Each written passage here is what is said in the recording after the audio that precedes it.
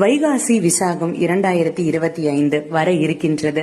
இந்த நாளில் முருகருக்கு பிடித்த இந்த ஒரே ஒரு பொருளை வாங்கினாலே முருகர் உங்களுடைய வீடு தேடி வருவார். முருகருடைய அருளும் உங்களுக்கு பரிபூரணமாக கிடைக்கும். எதற்காக நீங்க வழிபாடு பண்றீங்களோ அந்த வேண்டுதல்கள் சீக்கிரமாக நிறைவேறும். தமிழ் மாதத்தின் 2வது மாதமாக இருக்கக்கூடிய இந்த வைகாசி மாதத்துல விசாக நட்சத்திரமும் இருக்கக்கூடிய இந்த நாள்ல நம்ம வழிபாடு செய்தோம்னா பலன் அதிகமா இருக்கும். நம்ம கேட்டது கிடைப்பது உறுதி. முதலாவதாக நீங்க வாங்கக்கூடிய பொருள், முருகப்பெருமானுக்கு ரொம்ப ரொம்ப பிடித்தது இனிப்பு அப்படின்னு பாத்தீங்கன்னா வெல்லம் நீங்க வாங்கலாம். அதை வாங்கிட்டு வந்து வீட்டுல பஞ்சாமிர்தம் செய்து வைக்கலாம். அதே மாதிரி தேன் பிடிக்கும்.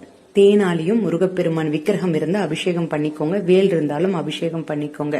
மிக மிக முக்கியமானது பாத்தீங்கன்னா தினை மாவு, நெய் சாதம், அப்பம். இதுவும் நீங்க பிரசாதமா செய்து வைக்கலாம். மிக மிக முக்கியமான ஒரு பொருள் அது எதுனா மயில் இறகு தான். மயிலை வழிபாடு செய்தாலே முருகப்பெருமானை வழிபாடு செய்ததற்கு பலன் கிடைக்கும்.